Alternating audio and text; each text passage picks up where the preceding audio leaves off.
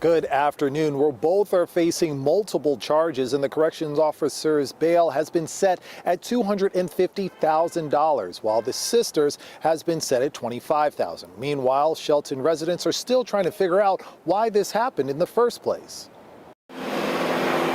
It's just a really unprecedented set of circumstances. A Shelton shooting has taken a bizarre turn.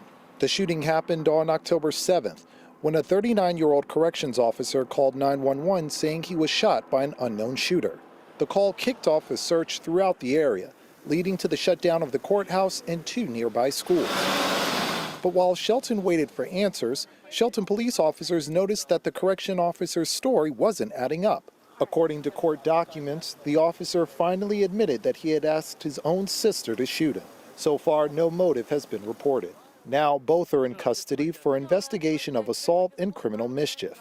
And the officer faces a possible charge of filing a false report. Your Honor, Mason County prosecuting attorney Mike Dorsey initially called for a bail of $1 million, saying it made sense given the officer's occupation and the nature of the charges. When you're talking about somebody who's in law enforcement or corrections who's charged with something like this and looking at the real likelihood of spending a long time in prison, that does up the concern for community safety and for his own safety and his flight risk.